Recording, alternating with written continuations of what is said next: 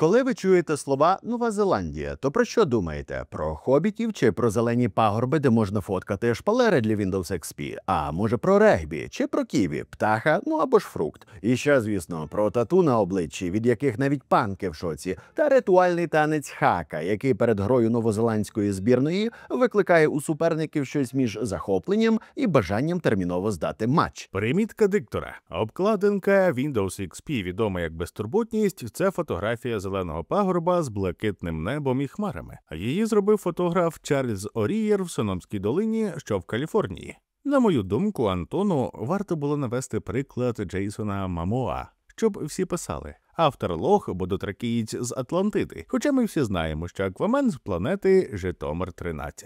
Але мало хто знає, що задовго до того, як у ці краї прибули британці і почали будувати колоніальні плани, тут вже жив народ, який мав своїх героїв, своїх богів і свої методи врегулювання конфліктів, здебільшого недипломатичні. Сьогодні я розповім вам про історію Нової Зеландії та маорі, войовничого народу, який перетнув Тихий океан на каное, щоб влаштувати на краю світу Мордор, а вже згодом перетворити його на Шир. Одразу перед початком відео закликаю вас поставити вподобайку і підписатись на канал, бо інакше YouTube знову підкине вам відео Арестовича або ж Шарія. Якщо маєш проблеми з почуттям гумору, сарказмом та високим тиском, перед переглядом відео ознайомся з терміном «іронія» та сконсультуйся з лікарем чи фармацевтом. Нова Зеландія – один із найізольованіших масивів суходолу на планеті. Понад 80 мільйонів років тому вона відокремилась від суперконтиненту Гондвани. Це дозволило острівній флорі і фауні розвиватись майже автономно. Впродовж мільйонів років тут не було жодних савців, за винятком хіба що кажанів та морських тварин,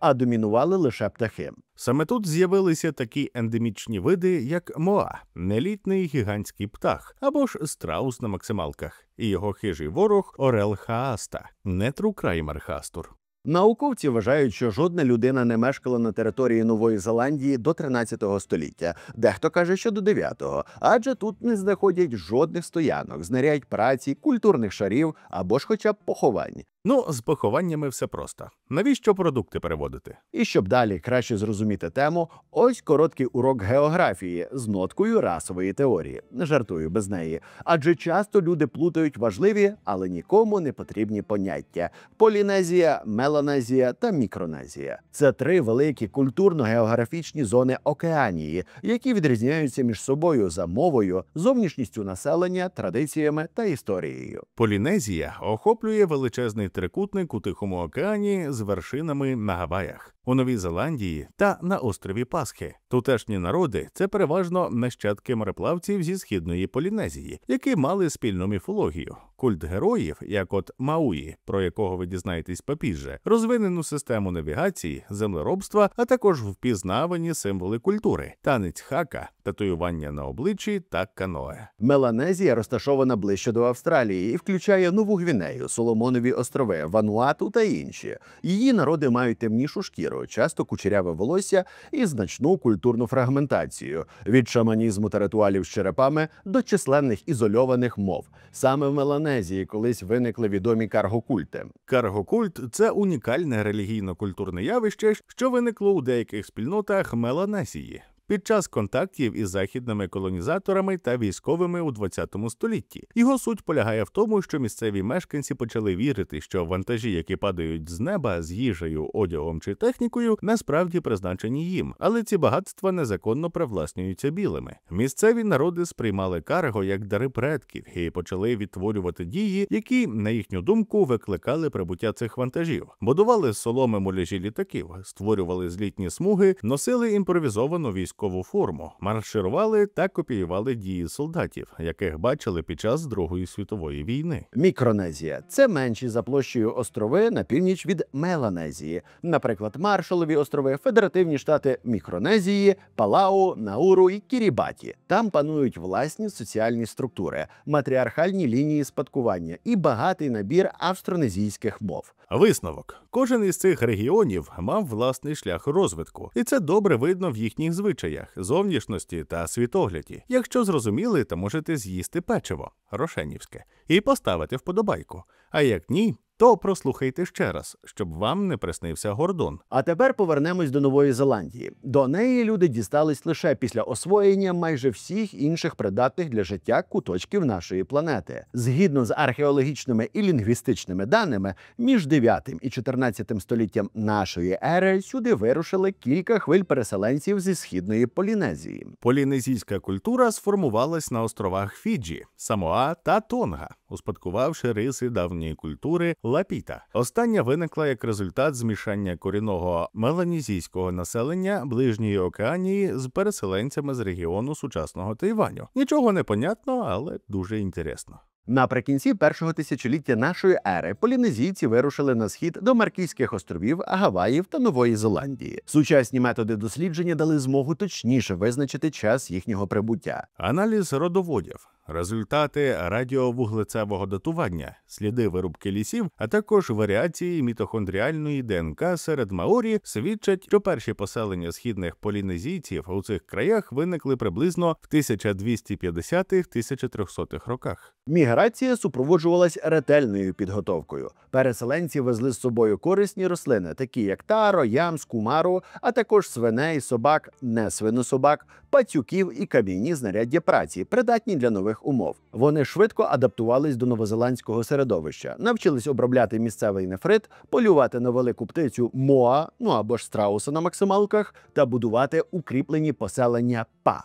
Ви запитаєте, а навіщо щурі? Бо це джерело протеїну. Їх спеціально розводили і ловили для вживання в їжу, особливо в перші роки після прибуття, коли інші ресурси ще не були добре освоєні. До речі, полінезійські пацюки не були шкідниками у своєму середовищі, на відміну від звичайних чорних і сірих пацюків, завезених уже європейцями. Ті вже знищили багатьох птахів та істотно вплинули на екосистему. І вишенька на пляцку. Пацюки були частиною раціону на рівні з собаками. Хавали хот-доги ще до того, як це було мейнстрімом. Маорі розповідають, що їх предки прибули до берегів Нової Зеландії на 7 великих каное, які розпочали свою подорож з прабатьківщини Гаваїки. Це міфічне місце вважається спільною колискою всіх полінезійців. І хоча сучасні дослідники припускають, що це могли бути такі локації, як острів Ява, самі мореплавці могли називати Гаваїками різні землі на своєму шляху, наприклад, Гаваї, Саваї або Хіва-Оа. Кожне каное мало свою назву, які я не озвучу, адже зараз набіжать знавці полінезійських мов і проклинатимуть мене за наголоси. Адже наголос – це міра всього, але я продовжую. Згідно з деякими племінними переказами, першим полінезійцем, який відкрив острови Нової Зеландії, був Купе. Слава Богу, не плацкарт. Причиною його подорожі стали проблеми з риболовлею на батьківщині – в Гаваїки. А винен в цьому був гігантський восьминіг. Щоб позбутися морського монстра, Купе вирушив у море на своєму каное. Переслідування виявилось настільки довгим, що привело його аж до берегів Нової Зеландії, де восьминога порубали на кільця кальмарів. В будь-якому випадку, після висадки на берег, маорі швидко розселились по всій Новій Зеландії. Північний острів отримав назву Теїка-Амауї, тобто риба Мауї, а південний Тевака-Амауї, що означає каное Мауї, або ж Хеваї-Поунаму, нефритові води. Також частина племен вирушила далі, на архіпелаг Чатем, який вони назвали Рекоху, тобто затуманене сонце. Тут вони трансформувалися в окрему спільноту Маріорі і перетворились в пацифістів,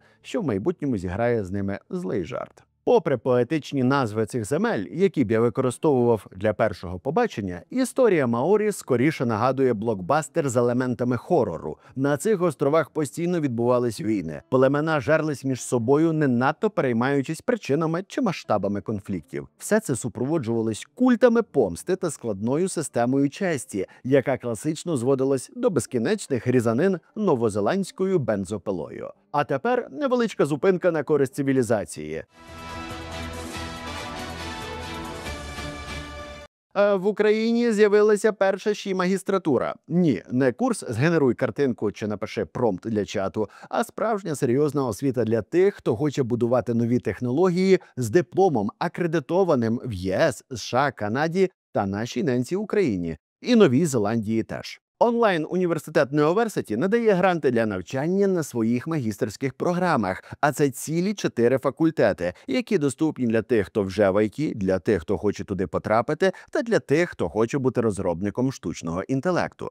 І от як би це пафосно чи банально не звучало, але там реально викладають люди з Netflix, Meta, Google та інших компаній, які володіють світом, нашим часом і навіть нашим життям. Гранти на магістерську освіту вже отримали понад 150 українців, які за 2 роки стануть експертами з ЩІ, машинного навчання та розробці AI-рішень для бізнесу. Дипломним проектом стане власний стартап або ЩІ-проект для реального бізнесу. Що треба зробити? Перейти за посиланням в описі або ж за цим QR-кодом, заповнити анкету і чекати на результати. До речі, цю IT-магістратуру схвалює навіть Михайло Федоров, чоловік, що створив Дію. А він, напевно, знає, які спеціалісти потрібні для цифрової трансформації України. І дякую, що дивитесь рекламу, адже це ваша можливість змінити своє майбутнє, а мені перестати полювати на пацюків. А тепер в'йо до Маорі.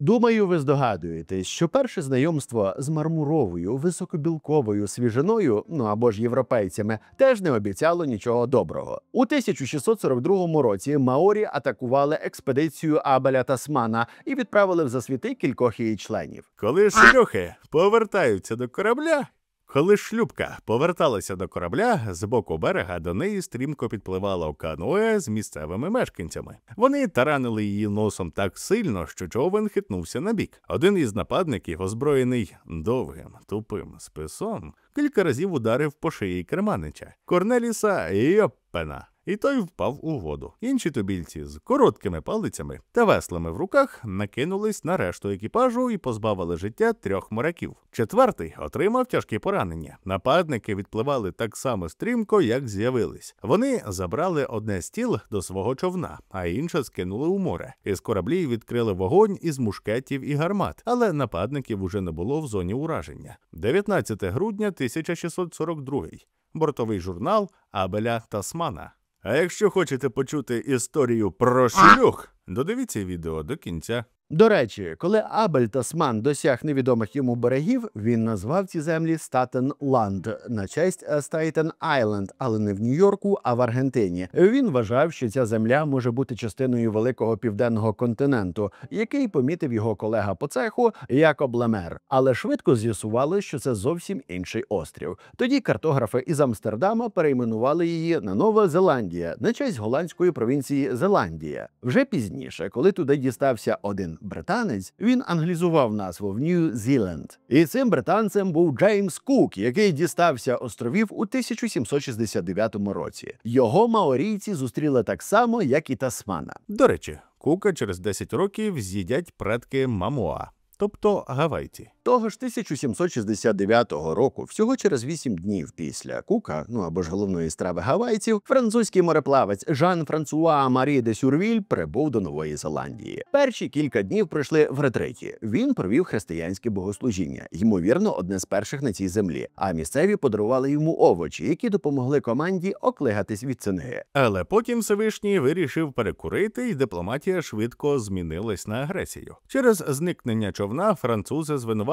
місцевих у крадіжці. Спалили близько 30 маорійських хатин, бо Бог всепрощаючий, і взяли в полон одного з вождів, бо Бог – це любов. Маорі винесли Сюрвілю свій вирок, хоча він його не почув. Але вже за 4 місяці француза наздогнала карма, і він втопив Щі. У 1772 році в Новій Зеландії висадився французький мореплавець Маріон Дюфрен. Початок контакту з маорі був напрочуд доброзичливим. Місцеві мешканці допомагали команді класично боротися з цингою, обмінювалися дарами і запрошували моряків до своїх поселень, що було рідкістю. Та за кілька тижнів щось пішло не так. У традиціях маорі все складно. Порушення табу, особисті образи чи просто невдалий погляд могли перетворити мирну зустріч на м'ясну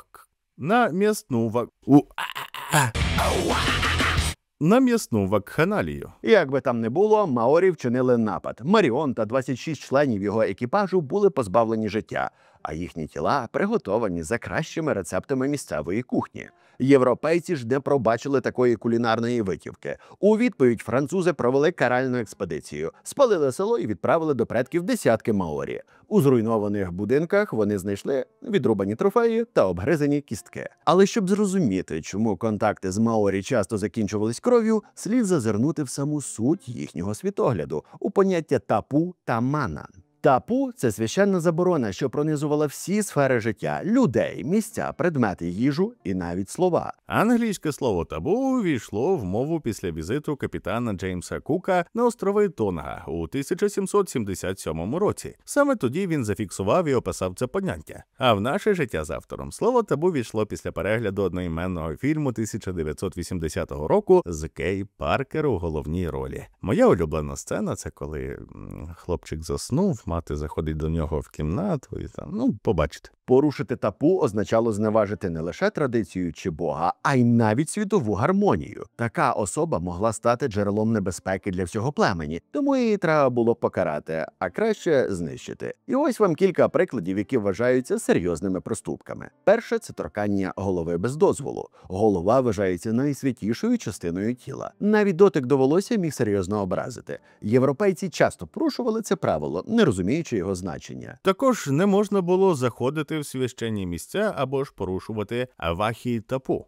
Це могли бути могили, старі поселення, місця битв або особливі дерева. Навіть випадкова зупинка на ночівлю могла викликати конфлікт. Не можна було їсти там, де хтось спить чи лікується. Їжа мала свою сакральну логіку, і порушення її подачі чи спільного вживання могло вважатися зневагою до духів предків. Недостатня повага до аріки, тобто вождя, це теж табу. Наприклад, не можна сидіти вище, ніж він, проходити над його головою чи сперечатись прилюдно. Це ставило під сумнів його ману, а отже викликало лють клану. Мана – це внутрішня сила, яка визначала статус людини, воїна, вождя чи жерця. Цікавинка. Цей термін як універсальне позначення внутрішньої енергії, що дає змогу використовувати надзвичайні здібності, ще в 1970-х роках підхопили творці комп'ютерних ігор. Тому як йдете в каземати до Кордани, з нубом-танком візьміть хілера з великою маною. І не беріть Антона, який грає на чорнокнижнику. Іноземці, самі того не знаючи, часто порушували тапу. Наприклад, заходили в заборонені зони, торкалися сакральних об'єктів, поводилися з вождями без належної поваги, чи навіть їли у неправильний спосіб. Те, що зовні здавалося дикою агресією, всередині було реакцією на космічну образу. Окремі випадки особистого героїзму і помсти теж були глибоко вмотивовані культурно. Наприклад, якщо когось із родичів убили, особливо підло чи з порушенням табу, помста ставала обов'язком. Її виконання відновлювало честь, баланс і ману. У світогляді маорі особливе місце посідає культ героя. Одним із головних архетипів такого є Мауї, напівбог і трикстер. Він володів надлюдською силою і міг перетворюватись на тварин. А згідно з легендою, Мауї вкрав магічний гачок зі щелепи своєї бабусі, вклав його в волосину, а потім витягнув із глибин океану величезну істоту. Ця істота стала північним островом – Те Іка Амауї, буквально риба Мауї. Колись сонце рухалось надто швидко, залишаючи мало світла для праці та відпочинку. Маої сплів мотузку з волосся сестри, зловив сонце, а точніше бога сонця, і примусив його у брутальний спосіб рухатись повільніше. Також Маої подарував людям вогонь, але йому за це печінки не їли. Останній подвиг Маої коштував йому життя. Він хотів здобути безсмертя для людства, і для цього вирішив перехитрити саму богиню смерті Хіне Нуї Тепо. За задумом, Мауї мав проникнути в її тіло крізь піхву. Поки вона спала. А це вже зґвалтування. І вийти через рот. Але все це накрилося поздов буквально. Його розчавили зуби в квітці богині, зроблені з обсидіану. Того білих ходаків не було в Новій Зеландії. Тепер фраза «безпечний секс» набула зовсім іншого значення. Повернемось ще на хвилинку до голови. Отже, у традиційній культурі маорі вона вважалась найсакральнішою частиною тіла. Саме тому після смерті визначних воїнів або вождів їхні макітри консервували і зберігали. Їхню шкіру обробляли парою, жиром і смолою, а потім висушували. Отримані експонати називалися мокомокаї. Зазвичай їх зберігали в домі роду як священний оберіг. Але ця практика мала й іншу сторону. У міжплеменних війнах маорі відтяпували казанки ворогам, особливо з татуюванням та моко, адже воно було знаком якості їхнього статусу. У цьому разі моко-мокаї ставала трофеєм, демонстрацією перемоги, сили й приниження супротивника. Ворожу голову могли показувати союзникам або навіть використовувати в обрядах, спрямованих на нейтралізацію сили ворога. Перші колонізатори та торговці були шоковані або ж вражені і захоплені виглядом татуйованих голів. Вони почали їх купувати як екзотику і мистецтво, але частіше як сувенір з краю світу. У 19 столітті виник справжній чорний ринок моко-мокаї. Маорі швидко зрозуміли, що татуйована голова – це товар, і почали виготовляти їх на продаж. Часто вже не з ворогів, а з рабів. Декого спеціально татуювали перед стратою, лише для того, щоб продати дорожче. Торгівля перетворила культову практику на цинічний механізм наживи. На початку 19 століття в Новій Зеландії з'являлося все більше європейських торговців. Вони прибували з гарматами, алкоголем, ковдрами, залізом і, що найголовніше, з мушкетами. У відповідь вони просили деревину, ляне волокно, іноді рабів, а найчастіше те, що маорі мали в достатку – продукти і секс. Ну і голови для етнографічних колекцій. Якщо маєте бажання підтримати канал, це можна зробити завдяки посиланням у описі під відео або QR-коду, який ви бачите на екрані. До речі, дякую вам за підтримку. І щоб зробити вам ще приємніше, для всіх, хто задонатить від 100 гривень за цим QR-кодом або за посиланням під відео, я приготував особливий бонус. Це історія целібату, яка вже є на каналі. І навіть якщо ви її бачили, то точно не в моїй версії. Бо так, як я його змонтував, YouTube точно не пропустить. Такі відео я планую робити раз на 3 місяці, можливо частіше. Якщо ви донатите з Монобанку, просто зачекайте, і посилання з'явиться автоматично. Якщо донатите з іншого банку, напишіть мені в Telegram або Instagram, і я надішлю посилання особисто. Дякую вам. Муа! Для маорі найважливішим товаром стали саме мушкети. І тут почалось найцікавіше. Зброї хотіли всі, але особливо ті племена, які вже мали старі рахунки зі своїми сусідами. Проте моряки і китобої не мали великого арсеналу, а за один мушкет просили 150 ящиків бульби. Картопля з'явилась у Новій Зеландії наприкінці 18 століття разом із першими європейськими кораблями. І вона виявилася ідеальною для маорі. На відміну від традиційних культур, як от ямс чи таро, картопля давала більше врожаю і точніші прогнози, чим розкидне таро. Картопля давала більше врожаю з меншої площі, швидше росла і краще зберігалась. Вологий помірний клімат Нової Зеландії пасував їй настільки добре, що вона поширилась по всіх племенах за лічені десятиліття. Не знав, що Білорусь – це плем'я Нової Зеландії. Гонку озброєнь розпочав вождь племені Нгапухі Хонгіхіка. Він швидко зорієнтувався в тому, що новоприбулі європейці можуть дати набагато більше зброї і за значно меншим курсом. Потрібно лише знайти підхід. Маорієць поїхав до Австралії, де встановив міцні зв'язки з колоністами та запросив до Нової Зеландії місіонерів. Хоча насправді чоловік вважав християнство релігією рабів, але в нього був план. «Мій Бог мене рабом не називає». У 1820 році Хонгіхіка вирушив до Британії. Там він зустрівся з королем Георгом IV і отримав від нього в подарунок аж одну рушницю. Цього, звісно, було замало, тому Хонгі уклав угоду з французьким авантюристом Шарлем де Т'єрі. Він обміняв 40 тисяч акрів новозеландських паїв на 5000 рушниць, боєприпаси, шаблі та інші файні ніщаки. І ця торгівельна угода зробила великий переполох у Малому Китаї. Пояснення для зумерів. Це пасхалка на культовий фільм 80-х. Не на табу. У 1821 році Хонгіхіка повів тисячі озброєних воїнів проти сусідніх племен і вщент знищив кілька з них. Загиблих рахували тисячами, так само, як поневолених жінок і дітей. Це зіткнення стало актом помсти за нищівну поразку близько 1795 року, коли Нгапухі втратили багато воїнів. А за деякими оцінками, кількість загиблих лише в одній битві перевищила всі людські втрати, понесені під час новозеландських воєн, упродовж наступних 25 років. Коли в Нову Зеландію масово завезли вогнепальну зброю, ситуація перетворилась на хаос. За 2 десятиліття відбулось близько 3000 бойових сутичок, під час яких загинуло близько 20 тисяч маорі, або ж 1/5 частина всього населення. Племена, які першими налагодили торгівлю з європейцями, швидко озброїлися, а ті, хто зволікав, потрапив в анали історії. Така доля спіткала згаданих на початку відео Маріорі. Як ви пам'ятаєте, вони оселились на Чатемських островах. Через суворий клімат і обмежені ресурси вони свідомо відмовлялись від воєн та створили унікальну мирну культуру, засновану на принципі незастосування насилля. Соціальні конфлікти вирішувались жеребкуванням або вигнанням, але не збройним шляхом. Протягом кількох століть на островах не було зафіксовано жодних слідів війни, але коли туди приперлись британці, утопія скінчилась. Якщо бажаєш побачити, як Трамп сідає на пляшку, в маска рветься пердак, а росіяни поїдають Путіна у палаючій Москві, задонать на ЗСУ. У 1835 році 2 маорійські племені захопили корабель європейського торговця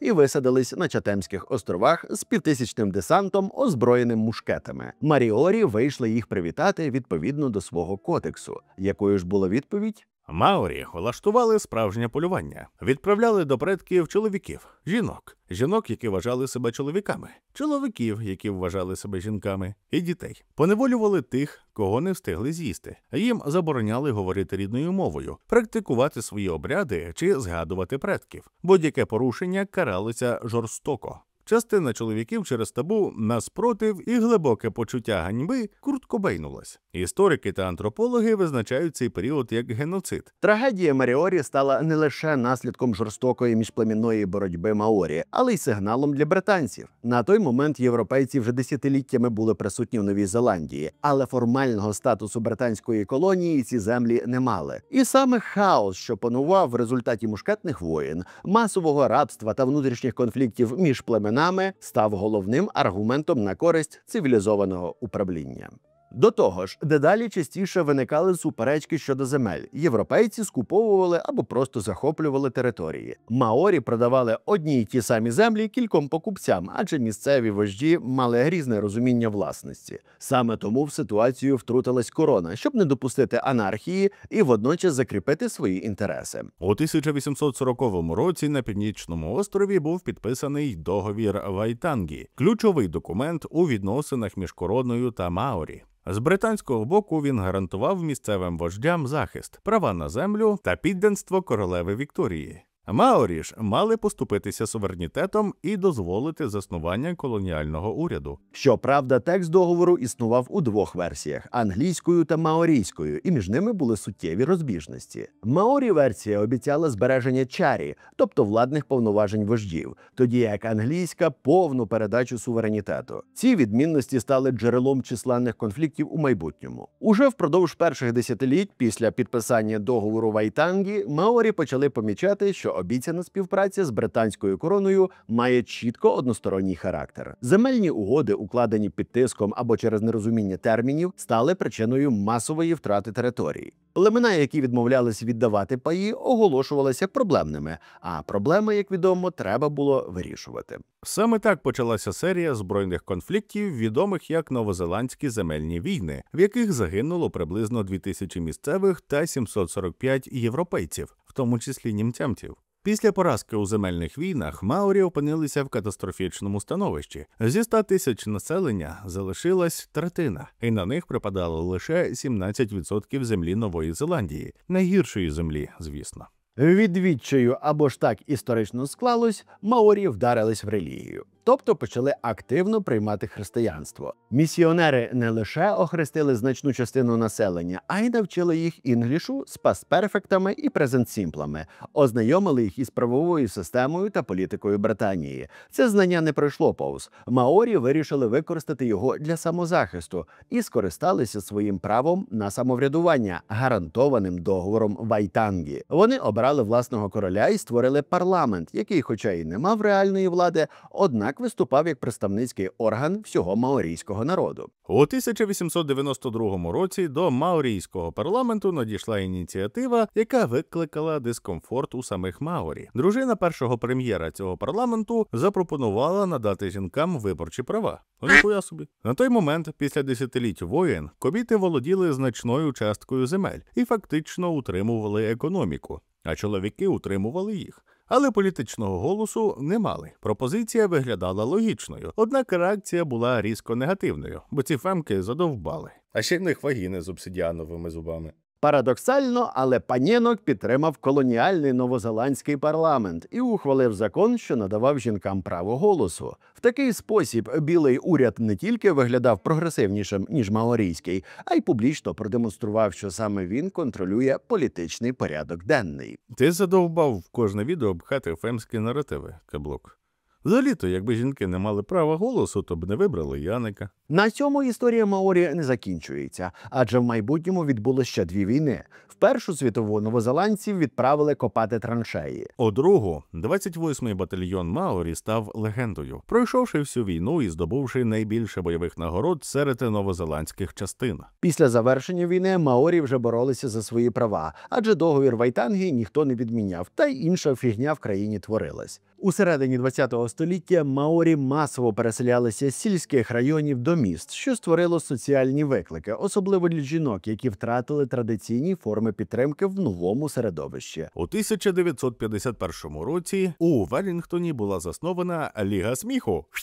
Ліга добробут жінок Маорі. Першою президенткою стала Віна Купер. Не плутати з Елісом Купером. Одна з найвпливовіших фігур жіночого руху Маорі. За кілька років мережа Ліги охопила всю країну, як АТБ, налічуючи понад 300 осередків, 88 окружних рад і 4 тисячі учасниць. Ліга опікувалася питаннями охорони здоров'я, освіти та соціальної підтримки. Активізм Маорі посилювався, і в 1980-х роках саме завдяки тиску громадських організацій, включно з жіночою лігою сміху, мова Маорі була офіційно визнана однією з державних мов.